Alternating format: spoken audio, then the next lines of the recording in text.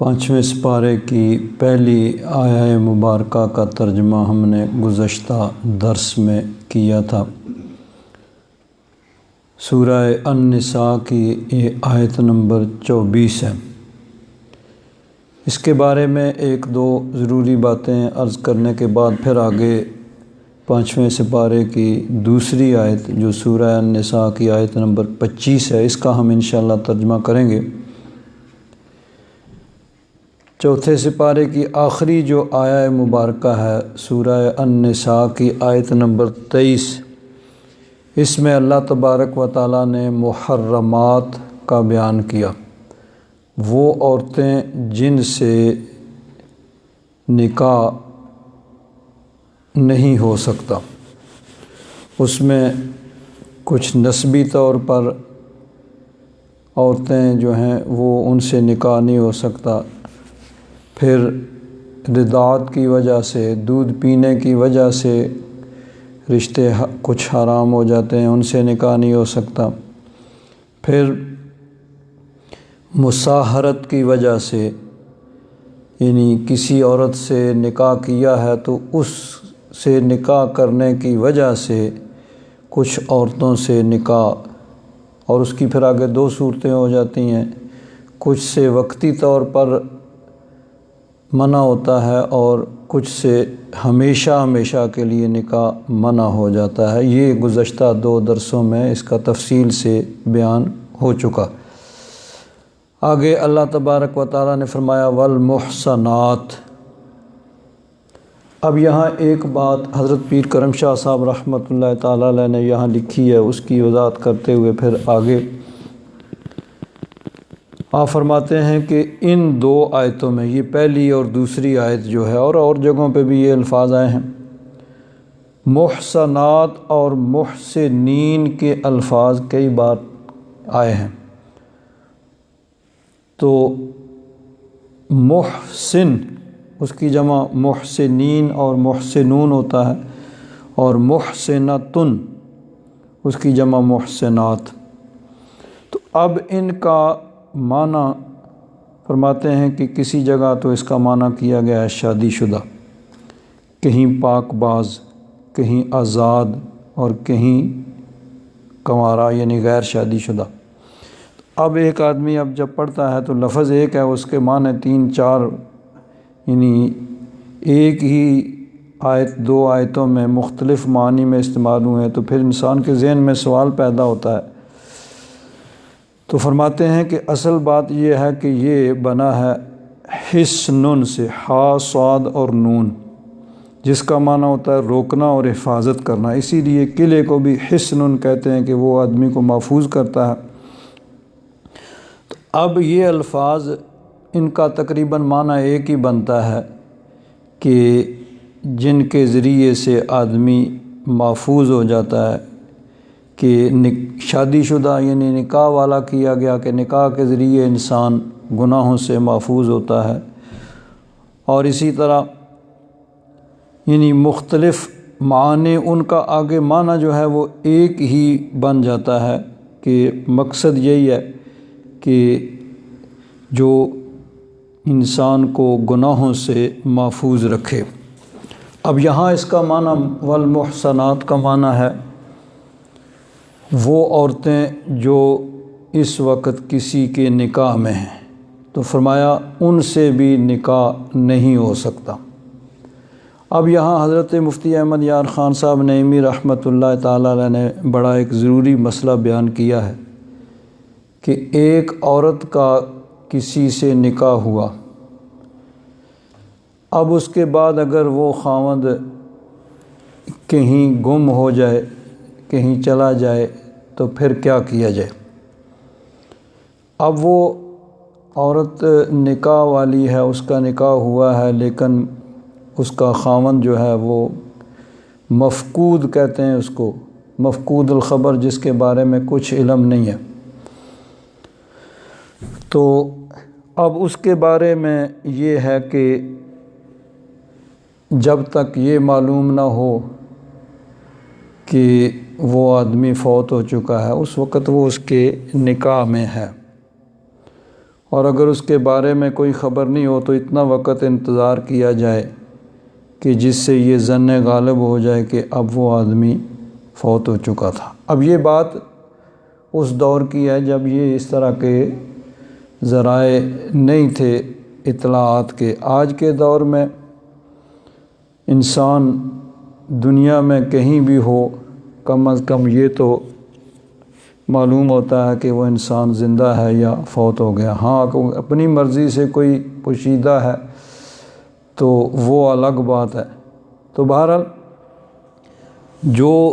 مفقود اس کے بارے میں بھی پھر آگے فقہاء میں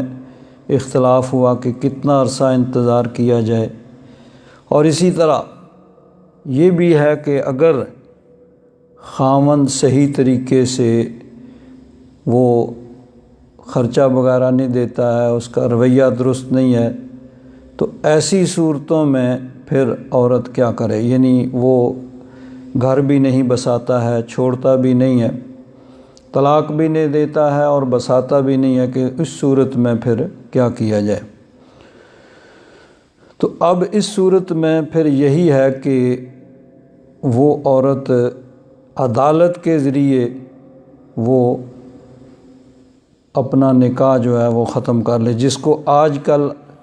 عرف عام میں خلا کہا جاتا ہے۔ حالانکہ وہ حقیقتاً شرعی اعتبار سے خلا نہیں ہوتا ہے، شریعت میں خلا کہا جاتا ہے کہ عورت مرد کو کچھ دے کر طلاق لے لے، چاہے جو حق مہر لیا ہے وہ یا جس پہ بھی ان کا ایگریمنٹ ہو جائے، وہ دونوں راضی ہو جائیں۔ یعنی خاوند طلاق نہیں دیتا ہے، عورت رہنا نہیں چاہتی ہے، تو عورت خاوند کو کچھ دے کر طلاق لے۔ اس کے لیے عدالت میں، کورٹ میں جانا بھی ضروری نہیں ہے، وہ خود اگر ایگریمنٹ ان کا ہو جاتا ہے، دونوں کسی بات پہ متفق ہو جاتے ہیں، عورت وہ اس کو دے دیتی ہے اور مرد اس کے بدلے میں اس کو طلاق دے دیتا ہے۔ آج کل جس کو خلا کہا جاتا ہے، یہ اصل میں ہے کہ قاضی کا یا عدالت کا، کورٹ کا فسخ نکاح، کہ جس آدمی کو گورنمنٹ نے مقرر کیا ہے اس کام کے لیے، جج ہے، قاضی ہے، وہ اس نکاح کو ختم کرتا ہے، اور اس کے لیے معقول وجہ ہونی چاہیے۔ اگر معقول وجہ ہے، مرد طلاق بھی نہیں دیتا ہے، رکھتا بھی نہیں ہے، خرچہ نہیں دیتا ہے، مار پیٹ اور بہت اس طرح کی چیزیں ہیں،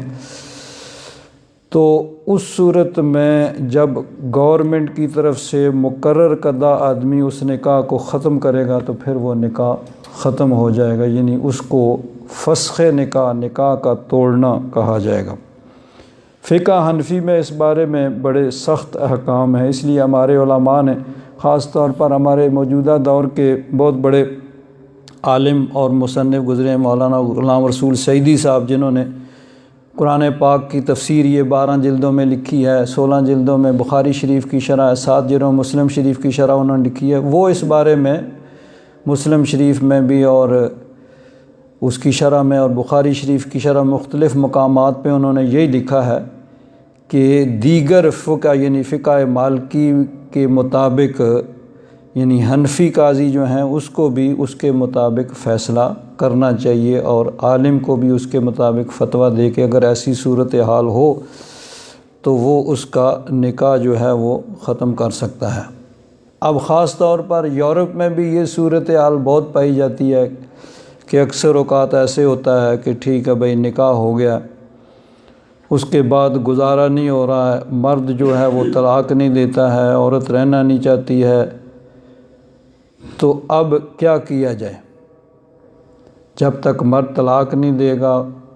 اس وقت تک عورت جو ہے اور کہیں نکاح نہیں کر سکتی، مرد طلاق دے گا اور عورت عدت گزارے گی، پھر کہیں اور نکاح ہوگا۔ اب اگر کورٹ میں جاتے ہیں تو کورٹ والے کہتے ہیں بھئی ہمارے پاس جو لکھا ہوا ہے ہم اس کو کاٹ دیں گے۔ اگر تو وہاں یعنی اسٹڈ ہاؤس میں نکاح لکھا ہوا ہے تو کہتے ہیں ٹھیک ہے بھئی ہمارا قانون موجود ہے، قانون کے مطابق ہم اس کو ختم کر دیں گے۔ اور اگر وہاں لکھا ہی نہیں ہے، صرف شرعی نکاح ہوا ہے، تو وہ کہتے ہیں ہمارے پاس لکھا ہی کچھ نہیں، ہم کس کو ختم کریں، ہمیں تو اس کی اتھارٹی نہیں ہے۔ اب یہ بڑا مسئلہ بنتا ہے، اس لیے یورپ کے اندر مختلف شرعی کونسلیں بنی ہوئی ہیں جو کہ اس یعنی اس کام کے لیے کہ جہاں پہ ایسی صورت حال ہو کہ مرد جو ہے وہ صحیح طریقے سے رکھتا بھی نہیں ہے، طلاق بھی نہیں دیتا ہے۔ ظاہر بات ہے ان کے اور بھی بہت معاملات ہوتے ہیں، عورتیں بیچاری خاص طور پر مذہبی لوگ جو ہوتے ہیں وہ بہت پریشان ہوتے ہیں کہ کیا کیا جائے۔ تو اس صورت میں پھر یہی ہے کہ اس کے لیے یعنی شرعی کونسل ہو جو اس کے نکاح کے ختم کرنے کا فیصلہ کرے۔ جب وہ کونسل شرعی جو ہے وہ اس نکاح کے ختم کرنے کا فیصلہ کرے گی، اس کے بعد پھر عدت گزارنے کے بعد پھر وہ عورت کہیں اور نکاح کر سکے گی۔ تو اس صورت میں یہی ہے کہ والمحصنات من النساء، عورتوں میں جن کا نکاح ہے کسی کے ساتھ، جب تک وہ نکاح قائم ہے اس وقت تک ان سے کسی دوسرے کا نکاح نہیں ہو سکتا، پہلے وہ نکاح ختم ہوگا، پھر اس کے بعد عدت گزارنے کے بعد پھر وہ کسی دوسرے سے نکاح کرے گی۔ ایک اور بڑی اہم بات اس آیت میں ہے، اللہ تبارک و تعالیٰ نے بیان فرمایا کہ فلاں عورت سے نکاح جو ہے وہ نہیں ہو سکتا، فلاں سے، یعنی نسب کی وجہ سے، ردات کی وجہ سے، مصاہرت کی وجہ سے، اور کفر سب سے پہلے جو پیچھے بیان ہو چکا کہ مشرکین کی عورتوں سے، یعنی مسلمان مردوں کے مشرک عورتوں سے نکاح نہیں ہو سکتا اور مسلمان عورتوں کا مشرک مردوں سے نکاح نہیں ہو سکتا۔ تو یہ 4 صورتیں ہو گئی۔ شرک یعنی مشرکین کی عورتوں سے نکاح نہیں ہو سکتا، پھر اس کے بعد نسب کی وجہ سے کچھ عورتوں سے نکاح حرام ہے، اور ردات کی وجہ سے اور مصاہرت کی وجہ سے، یعنی کسی عورت سے نکاح کیا ہے اس کی وجہ سے کچھ عورتوں سے نکاح۔ ان ساری چیزوں کو بیان کرنے کے بعد اللہ تبارک و تعالیٰ نے ارشاد فرمایا وَأُحِلَّ لَكُم مَّا وَرَاءَ ذَلِكُمْ، اس کے علاوہ جو ہیں وہ تمہارے لیے حلال ہیں، یعنی ان سے نکاح ہو سکتا ہے۔ جو حرام تھیں ان کو بیان کر دیا کیونکہ وہ محدود ہیں، اور اس کے علاوہ جو باقی بچتی ہیں ان سے تمہارا نکاح جائز ہے۔ اب یہ بات ہے کہ اس میں ایک بڑا اصول شرعی جو ہے وہ اس میں پھر بن گیا کہ اصل اشیاء میں اباحت ہے۔ کیا مطلب ہے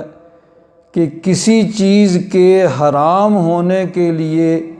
قرآن و حدیث سے دلیل چاہیے۔ اللہ تبارک و تعالیٰ نے اس سے منع کیا ہے،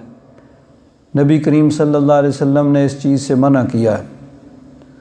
اور جس چیز سے اللہ رسول نے منع نہیں کیا ہے وہ جائز اور حلال ہوگا۔ یہ ایک اصول ہے کہ اللہ تبارک و تعالیٰ نے یہاں بھی جن سے نکاح حرام ہے ان کو بیان کرنے کے بعد فرمایا بھائی باقی تمہارے لیے جائز ہیں، باقیوں سے تم نکاح کر سکتے ہو۔ تو یہ اصول اس سے نکلا کہ اصل اشیاء میں اباحت ہے کہ کسی بھی چیز کے حرام ناجائز ہونے کے لیے دلیل چاہیے کہ اللہ تعالیٰ نے اسے منع کیا، بھئی رسول اللہ صلی اللہ علیہ وسلم نے اس سے منع کیا،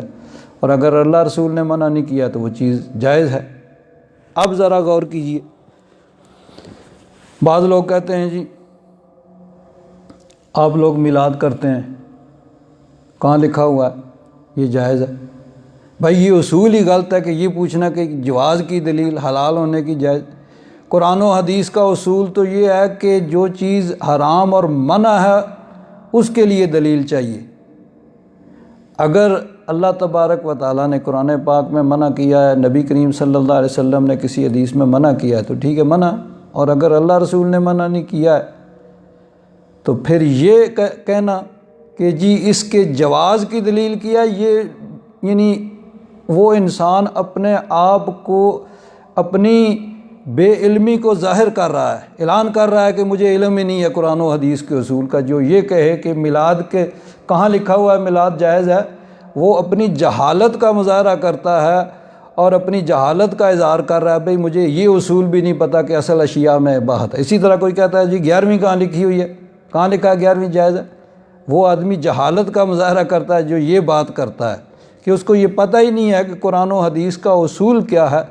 قرآن و حدیث کا اصول یہی ہے کہ اصل اشیاء میں اباحت ہے، کوئی چیز ناجائز حرام اس وقت ہوگی جب اللہ رسول اس کو ناجائز اور حرام قرار دیں گے، اور جب اللہ رسول نے کوئی چیز حرام یا ناجائز قرار نہیں دیا ہے تو پھر اگر کوئی آدمی اس چیز کو حرام اور ناجائز کہتا ہے تو گویا وہ کام کر رہا ہے جو اللہ رسول کا ہے، تو وہ اپنے آپ کو اس منصب پہ بٹھانے کی کوشش کرتا ہے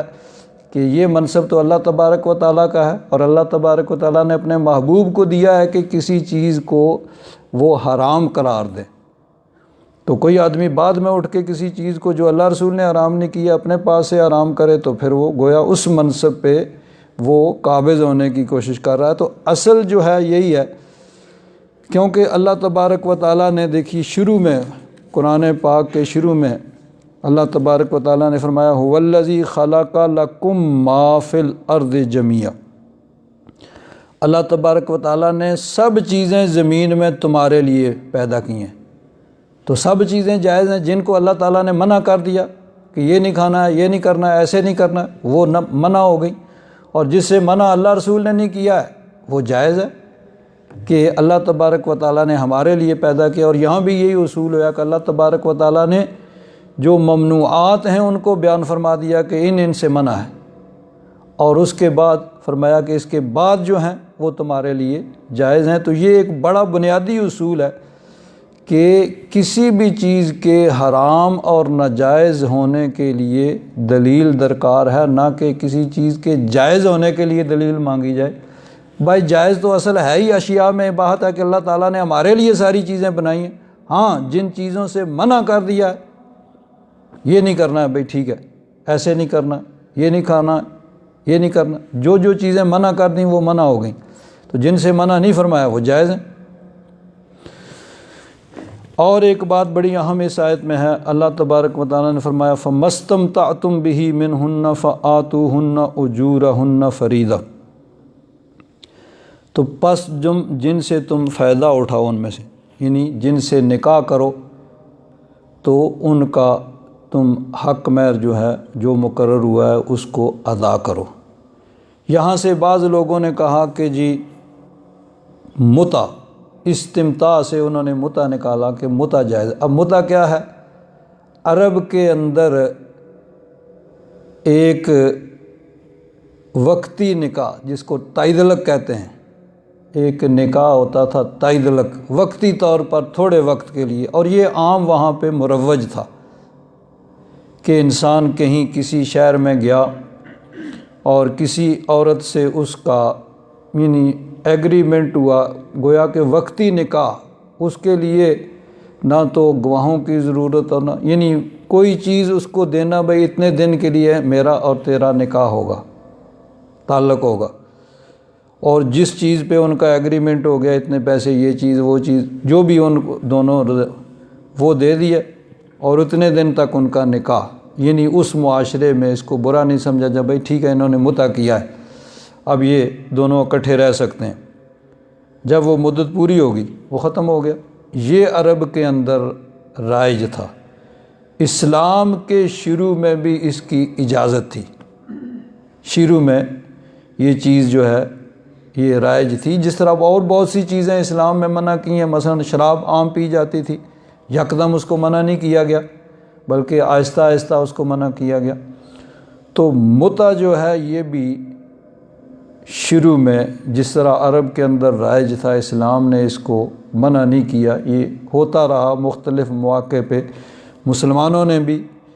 یعنی وہ متع کیا، صحابہ اکرام نے بھی، کیونکہ اس وقت جو روٹین یعنی عرب میں چل رہی تھی، جن چیزوں کو منع کیا گیا وہی صرف منع ہوئیں، باقی چیزیں جو اسی روٹین سے چلتی رہیں، تو اس کو بھی منع نہیں کیا گیا تھا۔ اب اس کے بارے میں مختلف روایات ہیں، یہ بھی ہے کہ کبھی اس کو منع کیا گیا، بعد میں پھر کچھ عرصہ کے لیے اس کی اجازت دی گئی، لیکن فتح مکہ کے موقع پہ یا حجۃ الوداع کے موقع پہ اس کو حتمی طور پر منع کر دیا گیا۔ اب قیامت تک کے لیے یہ وقتی نکاح جو ہے وہ حرام ہے، اب صرف وہی نکاح ہے جو یعنی گواہوں کی موجودگی میں اور جس میں حق مہر لازم ہوتا ہے جو شرعی نکاح ہے وہ جائز ہے۔ یہ وقتی نکاح جس کو متع کہا جاتا تھا یہ اسلام میں اس کی اجازت نہیں ہے۔ یہ پہلے عرب میں ہوتا تھا، اسلام میں بھی شروع میں اس کو منع نہیں کیا گیا، بعد میں اس کو منع کر دیا گیا۔ اب آگے چلتے ہیں دوسری آیت۔ اللہ تبارک و تعالیٰ نے ارشاد فرمایا وَمَن لَّمْ يَسْتَطِعْ مِنْكُمْ طَوْلًا، جو تم میں سے طاقت نہیں رکھتا ہے اَن يَنْكِحَ الْمُحْصَنَاتِ الْمُؤْمِنَاتِ، کہ آزاد مسلمان عورتوں سے نکاح کرے، یعنی مالی طور پر کمزوری کی وجہ سے وہ آزاد مسلمان عورتوں سے نکاح نہیں کر سکتا۔ فَمِمَّا مَلَكَتْ أَيْمَانُكُمْ مِنْ فَتَيَاتِكُمُ الْمُؤْمِنَاتِ، تو وہ ان سے نکاح کرے مسلمان لونڈیوں سے، یعنی جو کسی کی ملکیت ہوں۔ اب یہاں بھی دیکھیے محسنات کا لفظ استعمال ہوا، شروع پچھلی آیت میں محسنات کا لفظ وہاں اس کا ترجمہ کیا گیا تھا وہ عورتیں جو کسی کے نکاح میں ہیں شادی شدہ، اور یہاں محسنات سے مراد غیر شادی شدہ یعنی جن کا یعنی اس وقت جو کسی کے نکاح میں نہیں ہے۔ تو اب یہ مفہوم اس کا ایک ہی ہے، لیکن اس کے سیاق و سباق کے دیکھ کے اس کا معنی جو ہے متعین کیا جائے گا۔ تو جو آزاد عورتیں ہیں، محسنات کا معنی یہاں آزاد عورتوں سے جو نکاح مسلمان عورتوں سے نکاح نہیں کر سکتا تو وہ مسلمان لونڈیوں سے نکاح کرے۔ اب اس میں یہ ہوتا تھا کہ جب یعنی دنیا کے اندر غلام اور لونڈی کا رواج عام تھا اور اسلام میں بھی وہ اسی طرح جاری رہا، تو کوئی عورت جس کی ملکیت میں ہوتی تھی، ایک تو یہ کہ اس آدمی کے لیے اس سے تعلق قائم کرنا جائز ہوتا تھا، ممنوع نہیں تھا۔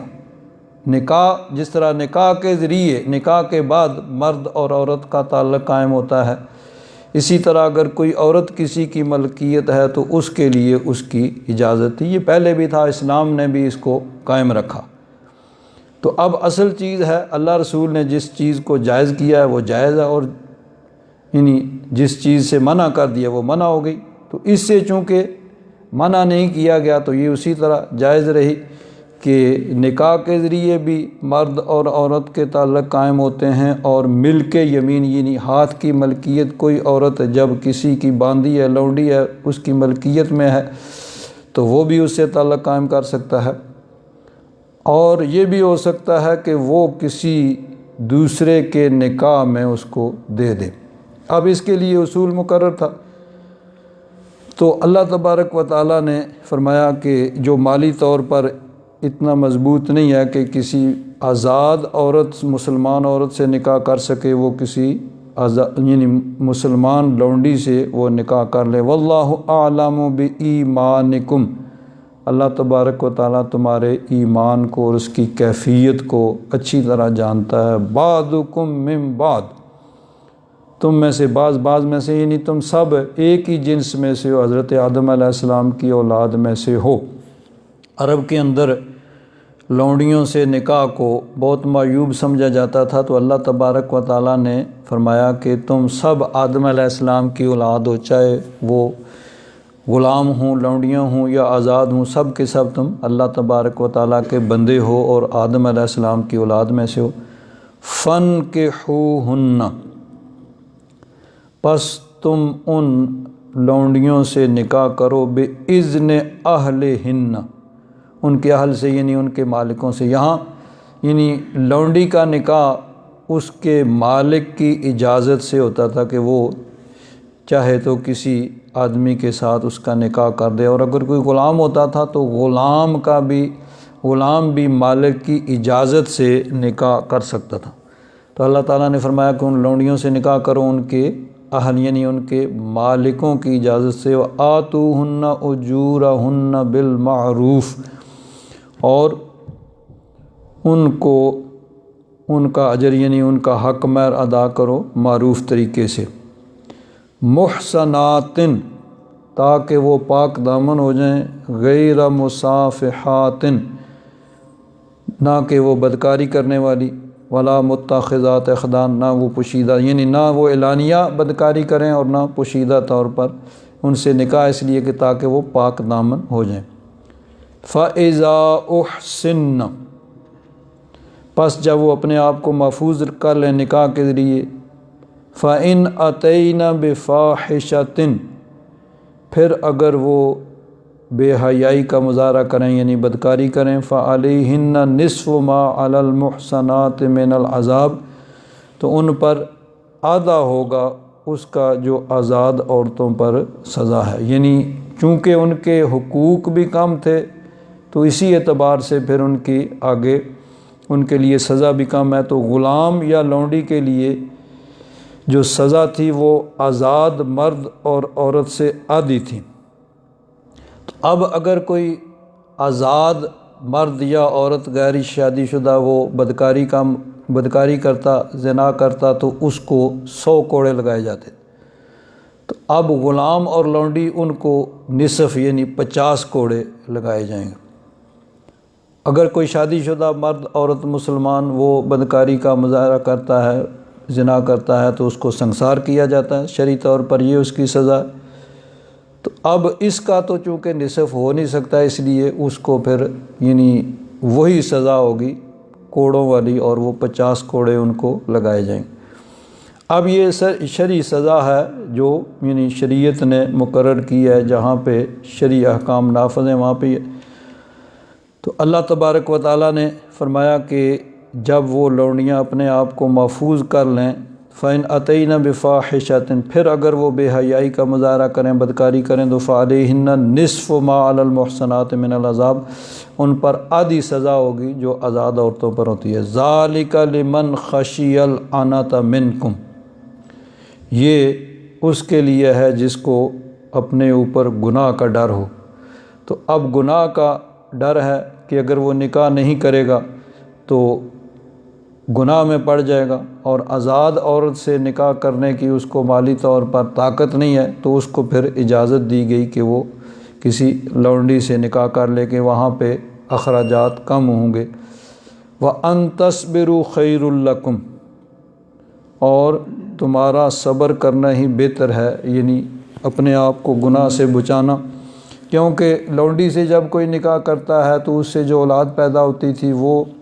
لونڈی کا مالک جو ہے اس کی وہ آگے لونڈی اور غلام ہوتی تھی، یعنی لونڈی اور غلام کی اولادیں بھی آگے وہ غلام ہی ہوا کرتی تھیں۔ تو اس لیے فرمایا کہ اگر تم صبر کرو تو تمہارے لیے بہتر ہے۔ واللہ غفور الرحیم، اللہ تبارک و تعالیٰ بخشنے والا رحم فرمانے والا ہے۔ یہاں یہ بات یاد رکھیں کہ غلامی یہ اسلام کے مزاج کے خلاف ہے کہ انسان کو انسان کا غلام بنایا جائے، یہ اسلام کے مزاج کے خلاف ہے۔ لیکن چونکہ عرب کے اندر یہ چیز عام مروج تھی، بلکہ پوری دنیا میں مروج تھی، تو اس لیے اسلام نے اس کو یکدم پھر ختم نہیں کیا کہ یہ چیز ممکن نہیں تھی، لیکن ایسا طریقہ کار اختیار کیا کہ یہ غلامی ہمیشہ ہمیشہ کے لیے پھر ختم ہو گئی۔ اب اس میں یہ بخاری شریف کی شرح میں ہمارے بہت بڑے عالم دین فقیہ اعظم ہند حضرت مولانا مفتی محمد شریف الحق امجدی رحمۃ اللہ تعالیٰ علیہ، سابق صدر شعبہ افتاء جامعہ اشرفیہ مبارک پور، انہوں نے یہ بخاری شریف کی شرح لکھی ہے نزہۃ القاری کے نام سے۔ اس میں انہوں نے یہ بڑی اہم بات اس بارے میں لکھی ہے۔ فرماتے ہیں حضور اقدس صلی اللہ تعالیٰ علیہ وسلم رحمت عالم ہیں، اس سے دنیا کی سب سے زیادہ درماندہ قوم غلام اور لونڈی کو بھی حصہ وافر ملا، یعنی اس وقت عرب کے اندر جو غلام اور لونڈی ہوتے تھے ان کو جانوروں کی طرح سمجھا جاتا تھا،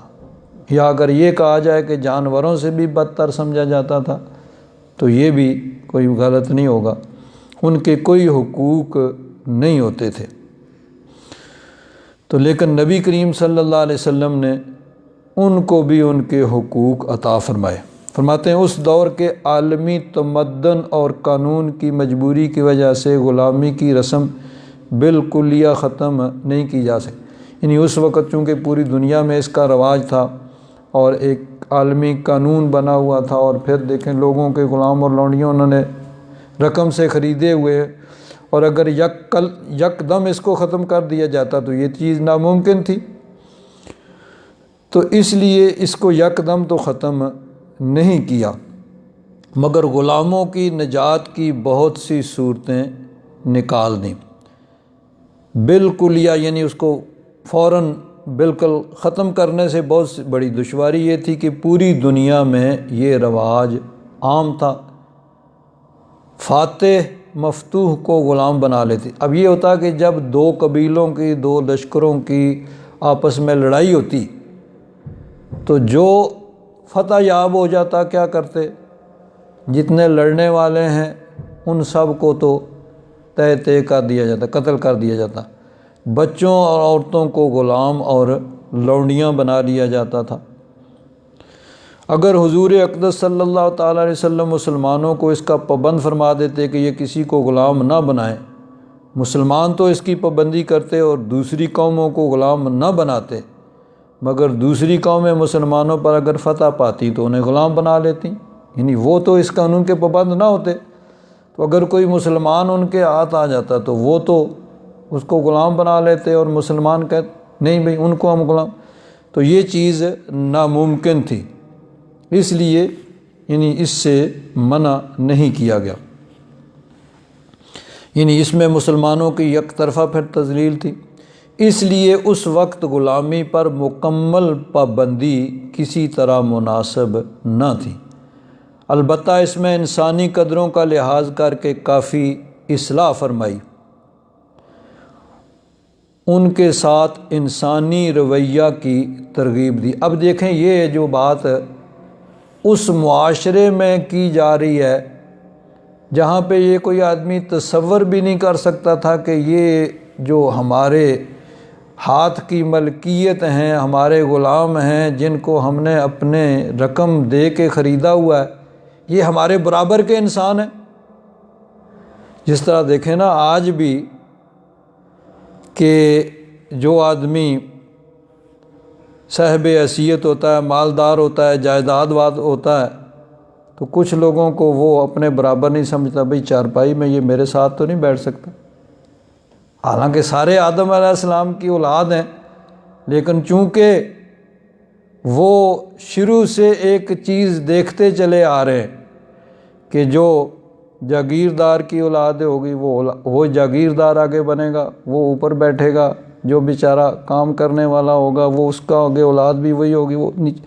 تو اب یہ چیز ایک شروع میں ذہن میں، اب یہاں بھی لوگ سوچتے ہیں یہ کیسے ہو سکتا ہے کہ ہمارے برابر میں یہ بیٹھ جائے۔ تو اس معاشرے کے اندر جہاں انہوں نے غلاموں کو اپنے مال سے خریدا ہوا تھا، کوئی آدمی اس کا تصور بھی نہیں کر سکتا تھا کہ ان کے برابری کے حقوق ہیں، لیکن نبی کریم صلی اللہ علیہ وسلم نے مسلمانوں کو ان کے یعنی انسانی رویہ کی ترغیب دی، فرمایا جو کھاؤ انہیں بھی کھلاؤ، جو پہنو انہیں بھی پہناؤ۔ اب یہ چیز ان کے کانوں نے پہلی مرتبہ سنی ہوگی کہ ایسے بھی ہو سکتا ہے، اور پھر صرف کہا نہیں عملاً کر کے دکھایا۔ نبی کریم صلی اللہ علیہ وسلم نے حضرت زید بن حارثہ جو حضور کے غلام تھے ان کو آزاد کیا، اور آزاد کر کے ان کو اپنا متبنہ بنا لیا، بیٹا بنا لیا کہ یہ میرا بیٹا ہے۔ اور عرب میں جب روٹین تھی کہ جب کسی کو متبنہ کہا جاتا، منہ بولا بیٹا بنایا جاتا تو وہ بیٹوں کی طرح ہوتا، تو چنانچہ ان کو زید بن محمد کہا جاتا تھا۔ پھر جب قرآن پاک میں آیت نازل ہوئی ادعوہم لآبائہم، ان کو اپنے اصلی باپوں کے نام سے پکارو، تو پھر ان کو زید بن حارثہ کہا جانے لگا، لیکن نبی کریم صلی اللہ علیہ وسلم نے ان کو ہمیشہ اپنے بیٹوں کی طرح سمجھا، حتیٰ کہ ام المومنین حضرت عائشہ صدیقہ رضی اللہ تعالیٰ عنہ فرماتی ہیں کہ اگر حضرت زید بن حارثہ زندہ رہتے تو نبی کریم صلی اللہ علیہ وسلم ان کو اپنا جانشین مقرر فرماتے۔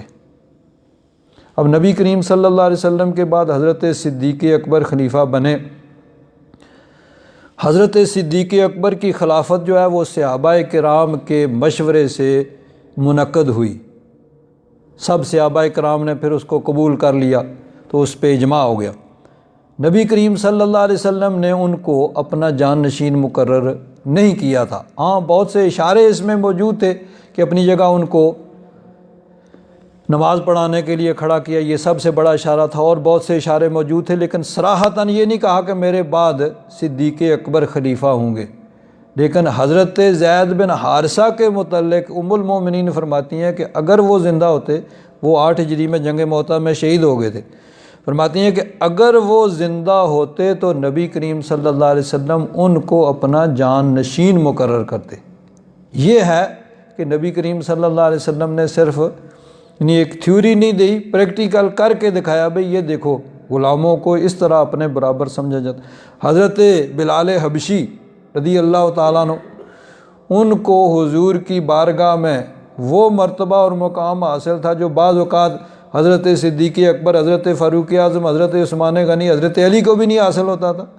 تو یہ چیز ہے جو آپ نے کر کے دکھائی ہے۔ تو حضور نے فرمایا جو خود کھاؤ وہ انہیں کھلاؤ، جو خود پہنو وہی ان کو پہناؤ۔ چنانچہ صحابہ اکرام کے بارے میں احادیث مبارکہ میں آتا ہے کہ جس طرح کا لباس ان کا اپنا ہوتا تھا اسی طرح کا لباس ان کے غلام کا ہوتا تھا۔ یہ برابری ہے جو کر کے دکھائی۔ تو فرمایا جو خود کھاؤ وہ ان کو اپنے غلاموں کو کھلاؤ، جو خود پہنو وہ ان کو پہناؤ، اور طاقت سے زیادہ ان سے کام نہ لو۔ مزید برآں یعنی اس مزید آگے یہ کہ غلام آزاد کرنے پر بہت زیادہ ثواب، ارشاد فرمایا کہ غلام آزاد کرنے کا بہت زیادہ ثواب ہے۔ چنانچہ مختلف یعنی جگہوں پہ غلام آزاد کرنے کی ترغیب دی گئی۔ مثلا کفارہ زہار ہے، زہار عرب میں ایک ہوتا تھا کہ اپنی بیوی کے کسی عضو کو اپنی ماں کے کسی عضو سے تشبیہ دینا، اس کو زہار کہا جاتا تھا۔ اس صورت میں وہ عورت اس پہ حرام ہو جاتی ہے جب تک کفارہ ادا نہ کرے۔ تو کفارے میں، اس کے کفارے میں سب سے پہلے غلام آزاد کرنے کا آپشن جو تھا کہ غلام آزاد کرو۔ روزہ کسی نے رمضان شریف کا رکھ کے رمضان شریف میں توڑ دیا ہے بلا وجہ، تو ٹھیک ہے کفارہ دو، کفارے میں یہی غلام آزاد کرنا، قسم کے کفارے میں غلام آزاد کرنا۔ تو مختلف کفارات کے اندر بھی غلام آزاد کرنے کا حکم دیا گیا۔ اسی طرح اگر کوئی آدمی کسی کو خطاً قتل کر دیتا ہے، غلطی سے، اگر تو دانستہ جان بوجھ کر قتل کرتا ہے تو اس کی سزا تو اسلام کے اندر یعنی قصاص ہے کہ اس کے بدلے میں اس کو قتل کیا جائے گا، لیکن خطاً اگر قتل کرے تو اس میں بھی غلام آزاد کرنے کا حکم دیا گیا۔ تو مختلف کفارات کے اندر غلام آزاد کرنے کا حکم دیا گیا، اور غلام آزاد کرنے کی بہت زیادہ جو اس پہ اجر کا جو ارشاد فرمایا تو یہ ہوا کہ پھر تھوڑے ہی عرصے میں یہ غلامی ہمیشہ ہمیشہ کے لیے ختم ہو گئی۔ تو اسلام نے ایسا رویہ، یکدم تو اس کو ختم نہیں کیا جا سکتا تھا، لیکن ایسا رویہ اختیار کیا کہ ہمیشہ ہمیشہ کے لیے غلامی ختم ہو گئی۔ اور ایک اور بات کہ اس پر یعنی بعض غیر مسلموں کی طرف سے بھی اور بعض مسلمان جو اپنی نادانی کی وجہ سے اس پر اعتراض کرتے ہیں، حالانکہ اسلام نے یعنی اسلام کا یہ مزاج نہیں ہے، لیکن اس کو یکدم ختم نہیں کیا جا سکتا، ایسا رویہ اختیار کیا گیا کہ ہمیشہ ہمیشہ کے لیے غلامی ختم ہو گئی۔ اب یہ جنگی قیدیوں کو غلام بنانا یہ بھی کوئی ایسا حکم نہیں تھا کہ ضروری ہو، بلکہ اس میں کئی آپشن تھے کہ جس طرح یعنی ان کو چونکہ اس زمانے میں یہی ہوتا تھا تو یہ بھی تھا کہ ان کو غلام بنا لیا جائے، یا یہ ہے کہ کچھ معاوضہ لے کے یا ان کو ویسے ہی چھوڑ دیا جائے۔ تو اب یہ مولانا غلام رسول سعیدی صاحب نے بھی اس بارے میں بحث کی ہے، اسی آیت کے ضمن میں فرماتے ہیں کہ اسلام نے یہ لازمی طور پر نہیں کہا کہ جنگی قیدیوں کو لونڈیاں اور غلام بنایا جائے، بلکہ اسلام نے یہ حکم دیا ہے کہ ان کو بغیر فدیہ کے آزاد کر دیا جائے یا جسمانی فدیہ کے طور پر آزاد کر دیا جائے، یعنی مسلمانوں کے کچھ قیدی ان کے پاس ہوں، دشمنوں کے پاس، کفار کے پاس، تو ان کے بدلے میں ان کو لے کے ان کے بدلے میں ان کو چھوڑ دیا جائے۔ اور یہ بھی ہو سکتا ہے کہ فدیہ لے کے ان کو یعنی چھوڑ دیا جائے۔ چنانچہ اس کی مثال یعنی فدیہ لے کے چھوڑنے کی مثال جو ہے، یعنی قرآن پاک میں بھی یہ اللہ تبارک و تعالیٰ نے فرمایا فَإِمَّا مَنًّا بَعْدُ وَإِمَّا فِدَاءً حَتَّى تَضَعَ الْحَرْبُ أَوْزَارَهَا، کہ یا تو ان پر احسان کرتے ہوئے ان قیدیوں کو چھوڑ دیا جائے یا پھر یعنی فدیہ۔ اب فدیہ کی بھی دو صورتیں ہیں، یا تو مالی فدیہ لیا جائے یا کہ قیدیوں کے بدلے میں ان کو واپس کیا جائے۔ غزوہ بدر کے اندر 70 کافر جو تھے مکہ والوں کے وہ گرفتار ہوئے تھے، جنگی قیدی بنے تھے۔ اب 70 تو ان سے مارے گئے اور 70 گرفتار ہوئے، تو ان کے بارے میں نبی کریم صلی اللہ علیہ وسلم نے اپنی مجلس مشاورت بلائی کہ ان کے ساتھ کیا کرنا چاہیے۔ حضرت فاروق اعظم رضی اللہ تعالیٰ عنہ نے یہ مشورہ دیا کہ یا رسول اللہ ان سب کو قتل کر دیا جائے، یہ کفر کے سرغنے ہیں، تو ان کی یہی سزا ہے کہ ان کو قتل کر دیا جائے۔ حضرت صدیق اکبر رضی اللہ تعالیٰ عنہ نے یہ مشورہ دیا کہ حضور ان کو فدیہ لے کر چھوڑ دیا جائے، ہو سکتا ہے ان میں سے کوئی آگے چل کے مسلمان ہو جائے، نہیں تو ان کی اولادوں میں سے کوئی مسلمان ہو جائے۔ بالآخر یہی فیصلہ ہوا کہ ٹھیک ہے بھائی، ان سے فدیہ لے لیا جائے اور ان کو چھوڑ دیا جائے۔ اب ان میں سے جو فدیہ ادا کر سکتے تھے ان سے فدیہ لیا گیا، جو پڑھے لکھے تھے ان کو کہا بھائی کچھ بچوں کو تم پڑھنا لکھنا سکھا دو، تمہارا فدیہ یہی ہے، اور جو کچھ نہیں دے سکتے تھے ان کو بغیر فدیے کے ہی چھوڑ دیا گیا۔ اب اس میں ایک بڑی یعنی پیاری حدیث پاک اس سلسلہ میں ہے۔ نبی کریم صلی اللہ علیہ وسلم کے چچا حضرت عباس وہ مکہ میں تھے، اور ان کو ابو جہل زبردستی اس لشکر کے اندر شامل کر کے لایا تھا۔ وہ نہیں آنا چاہتے تھے، لیکن ان کو ابو جہل نے زبردستی یعنی مجبور کیا کہ وہ اس میں ساتھ چلیں۔ وہ اس لشکر میں شامل ہو گئے۔ اب جب لشکر میں شامل ہو گئے تو وہاں پہ جو 70 آدمی گرفتار ہوئے تھے ان میں تھے حضرت عباس بھی گرفتار ہوئے۔ تو حضرت عباس گرفتار ہوئے، مدینہ شریف لائے گئے۔ اب جب فدیے کا معاملہ آیا تو نبی کریم صلی اللہ علیہ وسلم نے جب فدیہ مقرر کیا تو حضرت عباس کو فرمایا کہ آپ اپنا فدیہ بھی دیں گے، اور ان کے 2 بھتیجے، ایک حضرت عقیل اور حضرت نوفل بن حارث بن عبد المطلب، یہ بھی ساتھ تھے۔ تو فرمایا کہ ان کا بھی تم فدیہ ادا کرو گے۔ اب انصار جو تھے وہ یہ چاہتے تھے کہ چونکہ یہ نبی کریم صلی اللہ علیہ وسلم کے چچا ہیں تو ان سے فدیہ نہ لیا جائے، ان کو ویسے ہی چھوڑ دیا جائے۔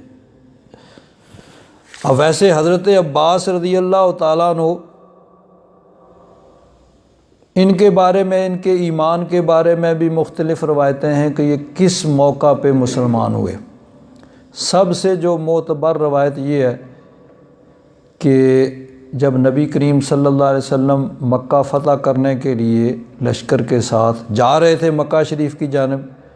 تو حضرت عباس اپنے اہل و عیال کے ساتھ بال بچے کے ساتھ ہجرت کر کے مکہ سے مدینہ شریف کی طرف آ رہے تھے۔ رستے میں ملاقات ہوئی، انہوں نے اپنے اہل و عیال کو تو مدینہ شریف بھیج دیا اور خود لشکر کے اندر شامل ہو گئے۔ یہ سب سے معتبر روایت۔ اب ایمان انہوں نے کب قبول کیا؟ ایمان ویسے انہوں نے بہت پہلے قبول کیا ہوا تھا، اور بعض روایات میں یہ بھی ہے کہ نبی کریم صلی اللہ علیہ وسلم نے ان کو خود حکم دیا تھا کہ وہ مکہ شریف میں ہی رہیں۔ مفتی شریف الحق صاحب امجدی رحمۃ اللہ تعالیٰ علیہ فرماتے ہیں کہ یہ حضور نبی کریم صلی اللہ علیہ وسلم کے چچا اور جی جان سے حامی تھے، اور مکہ میں رہ کر وہاں کمزور مسلمانوں کا سہارا تھے، اور مکہ کی اہم خبریں نبی کریم صلی اللہ علیہ وسلم تک پہنچاتے تھے۔ جنگ بدر میں بالجبر ان کو لایا گیا تھا، زبردستی ان کو لایا گیا تھا، لیکن بہرحال چونکہ وہ جنگی قیدی تھے تو حضور نے فرمایا کہ فدیہ دو، اپنا بھی اپنے بھتیجوں کا بھی۔ انصار کی یہ خواہش کہ ان سے فدیہ نہ لیا جائے۔ اب بڑی سیدھی سی بات تھی کہ وہ کہتے حضور یہ آپ کے چچا ہیں، چلو ان کو چھوڑ دیتے ہیں، ان سے فدیہ نہیں لیتے۔ لیکن اس میں پھر کیا ہوتا؟ گویا وہ نبی کریم صلی اللہ علیہ وسلم پر احسان کر رہے ہیں کہ یہ آپ کے چچا ہیں اس لیے چھوڑ دیتے، باقی سب سے فدیہ لے لیتے ہیں، ان کو چھوڑ دیتے ہیں۔ لیکن نہیں، حضرت انس بن مالک رضی اللہ تعالیٰ عنہ فرماتے ہیں انا رجالا من الانصار استأذنوا رسول اللہ صلی اللہ علیہ وسلم، کہ انصار میں سے کچھ آدمیوں نے حضور نبی کریم صلی اللہ علیہ وسلم سے اجازت لی، اجازت مانگی کہ حضور ان سے فدیہ نہ لیا جائے حضرت عباس سے، لیکن یہ نہیں کہا کہ آپ کے چچا ہیں چلو ان سے فدیہ نہیں لیتے، کیونکہ اس صورت میں یہ ظاہر ہوتا کہ حضور پر احسان کر رہے ہیں۔ تو اب بات تو ایک ہی ہوتی ہے، کرنے کا طریقہ جب مختلف ہوتا ہے تو اس کا مفہوم بھی مختلف ہو جاتا ہے۔ انہوں نے اس انداز میں بات کی کہ حضور ہم پر مہربانی فرمائیں، ان سے فدیہ نہ لیں۔ کس طرح بات کی انہوں نے کہا فَقَالُوا اِئْذَنْ فَلْنَتْرُكْ لِابْنِ أُخْتِنَا عَبَّاسٍ فِدَاءَهُ، کیا عرض کیا حضور ہمارے بھانجے ہیں یہ عباس، تو اجازت دیں کہ ہم ان سے فدیہ نہ لیں۔ بھانجے اس اعتبار سے بنتے ہیں کہ حضرت عباس یعنی حضرت عبد المطلب ان کی بیوی جو تھیں وہ مدینہ شریف سے تھیں، یا حضرت ہاشم ان کی یعنی دادی وہ وہاں سے، تو اس نسبت سے انہوں نے کہا کہ یہ ہمارے بھانجے ہیں، تو آپ مہربانی فرمائیں ہمیں اجازت دیں کہ ہم ان سے فدیہ نہ لیں۔ یعنی یہ کہنے کی بجائے کہ آپ کے چچا ہیں ہم ان سے فدیہ نہیں لیتے، یہ فرمایا کہ حضور کرم فرمائیں یہ ہمارا بھانجا ہے، آپ مہربانی کریں ان سے فدیہ نہ لیں۔ یعنی اس طرح کہ بجائے اس کے کہ یہ محسوس ہو کہ ہم حضور پر احسان کر رہے ہیں، نہیں، حضور آپ ہم پہ احسان کریں، ان سے فدیہ نہ لیں۔ بات تو وہی تھی، لیکن کرنے کا جب اس طرح اس کو دوسرے طریقے سے کی جاتی ہے تو اس کا مفہوم کتنا بدل جاتا ہے۔ تو عرض کیا حضور اجازت دیں کہ ہمارے بھانجے عباس ہیں، ان سے فدیہ نہ لیا جائے۔ اب ٹھیک ہے، انہوں نے اس انداز میں جو ان کا ادب کا انداز تھا، لیکن کوئی مخالف کوئی اٹھ کے کہہ سکتا تھا بھئی ٹھیک ہے چونکہ اپنا چچا تھا اس لیے اس کو معاف کر دیا، اس سے فدیہ نہیں لیا، چھوڑ دیا، تو اب مخالف کا منہ تو نہیں نہ باندھا کیا۔ لیکن حضور نبی کریم صلی اللہ علیہ وسلم نے قیامت تک کے آنے والے لوگوں کو دیکھا، بھئی بڑے بڑے مخالف بھی ہوں گے، طرح طرح کے لوگ ہوں گے جو بال کی کھال اتارنے والے ہوں گے، تو حضور نے فرمایا لا تدعون منہ درہما، نہیں تم ان سے ایک درہم بھی نہیں چھوڑو گے، پورا پورا فدیہ لوگے، کہ کل کوئی یہ نہ کہے بھئی اپنے چچا سے رعایت کر دیا، نہیں، سب کے لیے برابر ہے۔ جب سب کے لیے ایک قانون ہے، اور اگر یہ قانون مجلس سے مشاورت میں یہ مقرر ہوتا ہے بیٹھی سب کو قتل کیا جائے، حضرت فاروق اعظم نے تو یہ مشورہ دیا تھا کہ حضور جو میرا سب سے قریبی رشتہ دار ہے نا وہ میرے حوالے کیا جائے، میں اس کو قتل کروں۔ تو پھر یہ حضور کے بھی چچا تھے، حضرت علی کے چچا تھے، حضرت علی کو ہاتھ آتے ٹھیک ہے بھائی تم ان کو قتل کرو، جب قانون مقرر ہوتا تو پھر ہوتا ایسے ہی کرتے۔ تو حضور نے فرمایا نہیں، سب کے لیے قانون برابر ہے۔ تو انصار نے جو ادب کیا، یعنی عرض جو کی، وہ بھی ادب کا اعلیٰ ترین یعنی ایک انداز تھا کہ بجائے اس کے کہ ایسے الفاظ کیے استعمال کیے جائیں کہ جس سے یہ محسوس ہو کہ ہم نبی کریم صلی اللہ علیہ وسلم کے پر کوئی احسان کر رہے ہیں، نہیں، ایسا انداز اختیار کیا کہ یہ ظاہر ہو کہ نبی کریم صلی اللہ علیہ وسلم ہم پر احسان کر رہے ہیں کہ حضور احسان فرمائیں، مہربانی فرمائیں، ہمارا بھانجا ہے، اس کو چھوڑ دیں، ان سے فدیہ نہ لیں۔ لیکن نبی کریم صلی اللہ علیہ وسلم نے فرمایا نہیں بھائی، سب کے لیے انصاف جو ہے وہ سب کے لیے برابر ہے، یہ چاہے میرا چچا ہے، کچھ بھی ہے، چونکہ جنگ میں آئے ہیں، قید ہوئے ہیں۔ حضرت عباس نے عرض بھی کیا تھا کہ حضور میں تو مسلمان ہوں۔ حضور نے فرمایا اگر آپ مسلمان ہیں تو ٹھیک ہے، اللہ تبارک و تعالیٰ آپ کو جزا دے گا۔ بلکہ قرآن پاک میں ہے، اللہ تبارک و تعالیٰ نے ارشاد فرمایا یا ایھا النبی، 10واں سپارہ سورہ انفال، یا ایھا النبی قل لمن فی ایدیکم من الاسریٰ،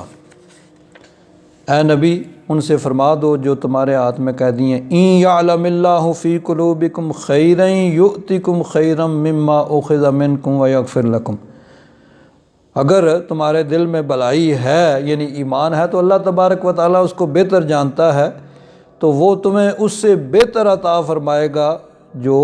تم سے لیا جا رہا ہے۔ لیکن بظاہر چونکہ قانون یہ تھا کہ فدیہ لیا جائے تو نبی کریم صلی اللہ علیہ وسلم نے ان سے فدیہ لیا، بھائی نہیں، سب کے لیے برابر ہے۔ تو اب جنگ بدر میں یہ ہوا کہ فدیہ لے کے چھوڑ دیا گیا، لیکن فتح مکہ کے موقع پہ کیا ہوا؟ نبی کریم صلی اللہ علیہ وسلم نے جب مکہ فتح کر لیا تو مکہ فتح کرنے کے بعد نبی کریم صلی اللہ علیہ وسلم صحن کعبہ میں تشریف فرما ہیں۔ اتنا بڑا حضور کے ساتھ لشکر تھا کہ بغیر جنگ کے، یعنی چند جھڑپیں ہوئی، باقی اور نہیں، بغیر جنگ کے مکہ فتح ہو گیا۔ تو حضور نبی کریم صلی اللہ علیہ وسلم مکہ فتح کر لیا۔ اب اس زمانے کے قانون کے مطابق جو روٹین تھی یہی تھی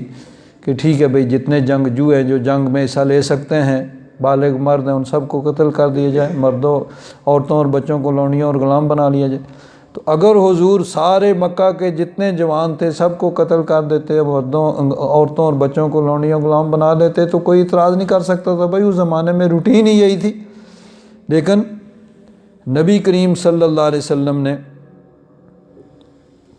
فرمایا، حضرت ابو سفیان وہ سب سے پہلے حضور کی بارگاہ میں پیش کیے گئے، وہ باہر نکلے تھے تو ان کو پکڑ کے حضور کی بارگاہ میں پیش کر دیا گیا۔ حضور نے فرمایا اب بھی کوئی شک ہے؟ انہوں نے کہا نہیں، اب کوئی شک نہیں رہ گیا، کلمہ پڑھ کے مسلمان ہو گئے۔ اب انہوں نے عرض کیا، یعنی روٹین تو یہی تھی کہ سب کو قتل کیا جائے، بچوں اور عورتوں کو لونڈیوں غلام بنا لیا جائے۔ انہوں نے اب مکہ والوں کی سفارش کی۔